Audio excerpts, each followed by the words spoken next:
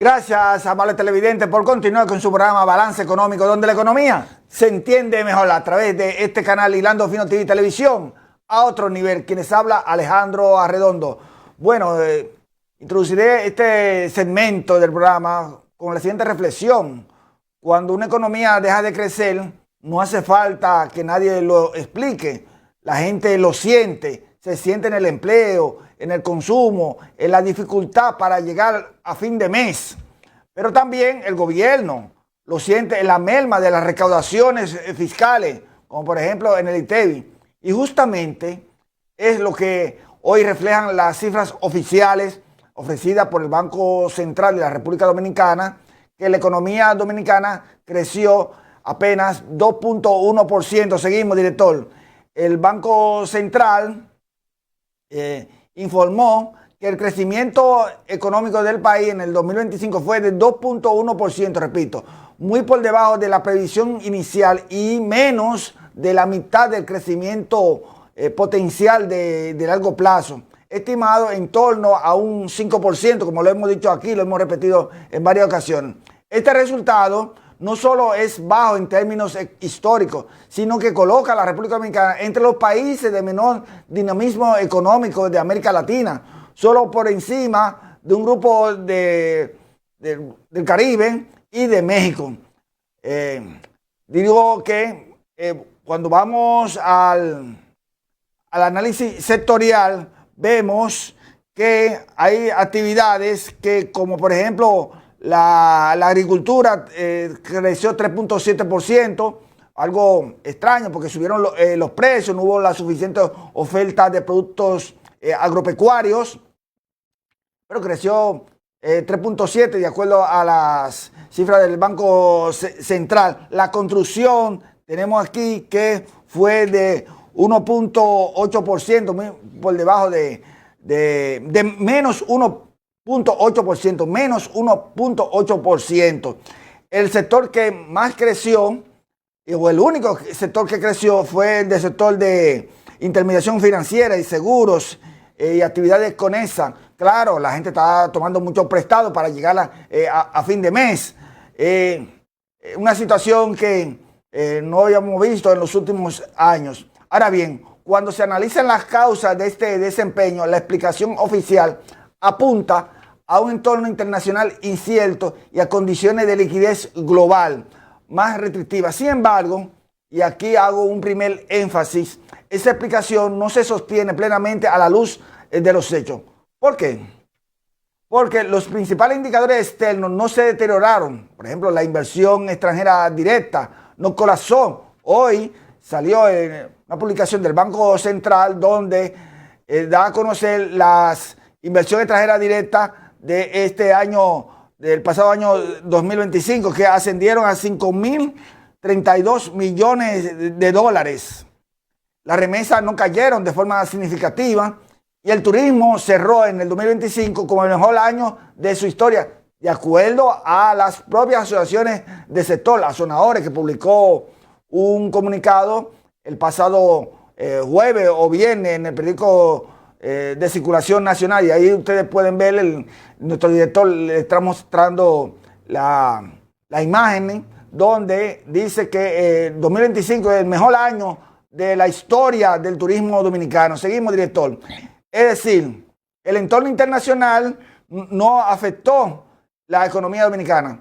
El verdadero freno estuvo en la débil ejecución del gasto de capital del gobierno, y eso lo hemos dicho acá, muy por debajo del promedio histórico. La inversión pública se ubicó en torno al 2.4, 2.5% del Producto Interno Bruto, un nivel claramente insuficiente para una economía que depende estructuralmente de la inversión en infraestructura como motor del crecimiento. Estudios realizados por el Banco Interamericano de Desarrollo han concluido que el nivel de inversión pública para una economía como esta debe estar entre 4 y 5% del Producto Interno Bruto.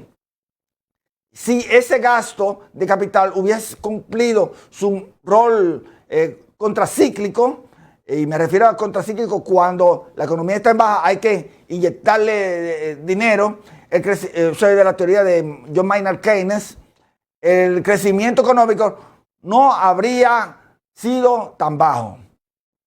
Asegúrenlo así. Por tanto, el problema central no fue la falta de recursos, sino la eficiencia y el enfoque del gasto público. Y aquí aparece un segundo elemento crucial. Durante el 2025 hubo emisiones de bonos soberanos, recursos extraordinarios, como por ejemplo las exportaciones de oro y plata. Ya ustedes han visto por la prensa que las exportaciones de oro, el precio de la onza Troy de oro se colocó en 4,000 y algo de dólares. Alta liquidez estacional en diciembre e incluso un presupuesto reformulado en agosto, que yo creo que llegó tarde. Llegó tarde junto con el nombramiento del ministro de Hacienda y Economía. La pregunta es inevitable. ¿Dónde estuvo el impacto económico de esos recursos? La respuesta es incómoda, pero necesaria. No se tradujeron en inversión productiva, sino en gasto corriente, es decir, con un nulo retorno económico. Si usted invierte en algo, usted tiene que tener algo de beneficio. Bueno, esto explica por qué, pese a tener un turismo récord, exportaciones sólidas en aumento, la economía no despegó. El dinero no llegó a los sectores que generan riqueza multiplicadora, particularmente el sector de la construcción. El sector de la construcción, como sabemos, es el más transversal de la economía dominicana, que aporta al Producto Interno Bruto alrededor de 14.5%. La República Dominicana no es un país sin capacidad de crecer, tenemos mucha capacidad para crecer.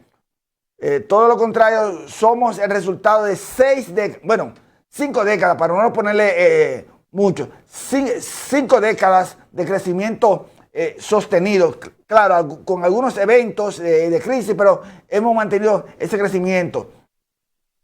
Se necesita un cambio estructural, ese cambio estructural no nos llevó a una economía agrícola, de una economía agrícola, o de poste, como le llamaban muchos, a una economía de servicios y de reformas claves como la de 1992 que se llevaron a cabo. Hoy somos la 7ª economía de América Latina, seguimos, director. Precisamente, por eso un crecimiento de 2.1% no es normal para la República Dominicana. No nos podemos conformar con eso. Y por eso sí se siente menos circulante, más informalidad, menos consumo, más presión sobre la clase media. Otro factor que no puede ignorarse es el impacto negativo de las expectativas.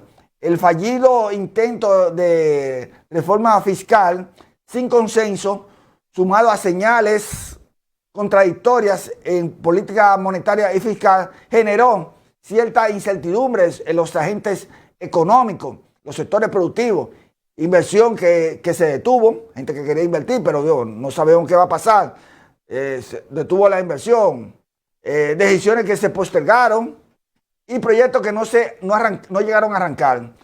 En economía, las expectativas es tan importante como la política misma. ¿Qué hacer entonces hacia este año 2026? Bueno, reorientar el gasto público, menos gasto corriente improductivo y más inversión en infraestructura, aumentar la inversión pública de forma eficiente en carretera, en vivienda, en puente, aula y otras con retorno económico, y eso dinamiza la economía. Recuperar una política monetaria predecible con reglas claras que reduzca la incertidumbre cambiaria, seguimos, director. Reducir los costos de la formalidad, simplificando permisos y destrabando proyectos, especialmente en la construcción, director, seguimos. Evitar una reforma fiscal forzosa, sin antes corregir la calidad del gasto. El director no puede seguir. Entonces, todo esto y hacerlo de manera socialmente justa y económicamente riesgoso. El crecimiento económico no es una cifra abstracta, es empleo, estabilidad social y bienestar. La República Dominicana ya demostró que sabe crecer. Ahora, el desafío es corregir a tiempo y asumir autocríticamente los errores internos y volver a colocar la inversión pública productiva en el centro de la estrategia económica nacional. Ese es el camino y todavía estamos a tiempo, estamos empezando el año, aunque ya pasó, acaba de transcurrir enero, pero estamos a tiempo. Así que no quería dejar este comentario sin hacer, pero es necesario hacerlo, este análisis un tanto rápido. Luego en otra ocasión veremos un análisis más profundo de por qué la economía solamente creció en 2.1%, muy por debajo del crecimiento potencial de la economía dominicana. Nosotros hacemos una breve pausa